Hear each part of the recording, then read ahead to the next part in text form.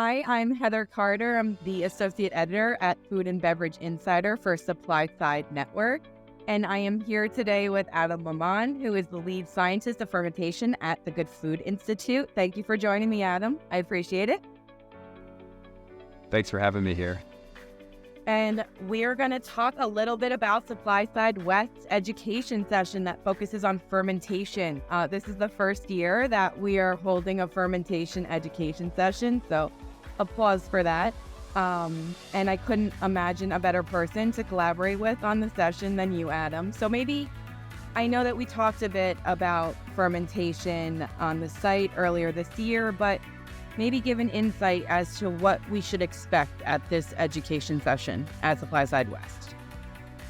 I think one of the coolest things that we're seeing here is just that fermentation as a platform to make proteins and fats and other ingredients has just exploded. You can imagine when you would speak about fermentation just a few years ago, people were really focused on beverage fermentation or potentially focused on food fermentation like yogurts or sauerkraut and kimchi.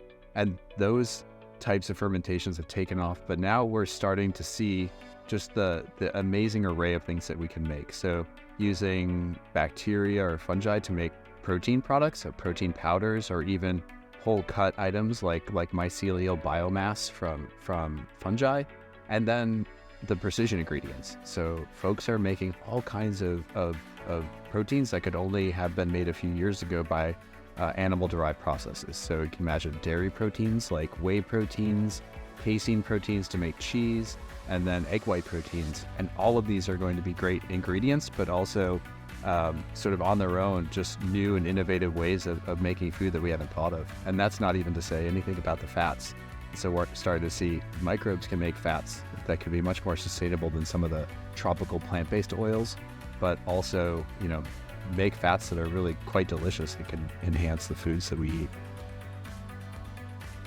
Yeah, I know. I'm excited to say that we have a representative, a professional from every sector of fermentation. So we'll be talking about traditional, biomass, and, oh my goodness, and yes, precision fermentation. So I'm excited to dive into these topics. Like you said, the products are getting so realistic. They look like meat, they taste like meat, they're having the fibrous qualities, the color characteristics. It's just fascinating to me. I just came back from IFT in Chicago and tasted some more innovations in the sector, and they just honestly blew my mind. So I'm looking forward to take that deep dive in this session. You can expect like super technical details. We're going to get super technical. This is for the food scientists, the R&D people.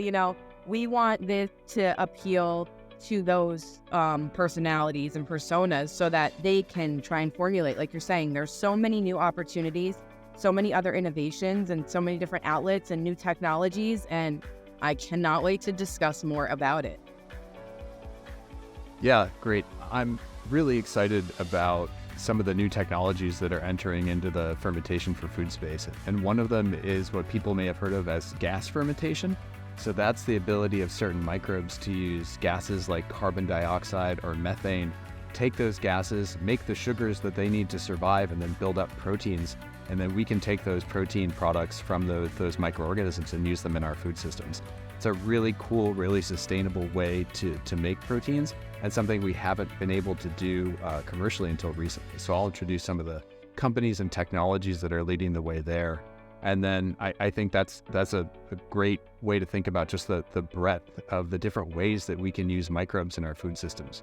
Fermentation has a really specific meaning in biochemistry, but here in food, we're talking about just using microbes to make food and to make proteins and fats and other ingredients. So what I'm hoping to do is to go through all of those different ways that a variety of different things like microalgae, bacteria, and fungi can all contribute and make really great ingredients or great center of plate proteins that are delicious and sustainable and hopefully when we're done driving all of this technology forward, really affordable as well. Of course, yeah. So you heard it here first, gas fermentation. I didn't even know that was a thing, so I'm super excited. And you could even hear, Adam, how technical you're talking. We're microalgae, we're fungi, we're diving deep into the sources of these alternative proteins and how they are more sustainable alternatives to the current poultry meat products that we have right now. So super looking forward to this as well. This is going to be a game-changing session. So, I mean, if you want to learn about all aspects of fermentation, not surface level, like I said, we're going deeper in this one. Be sure to check this one out.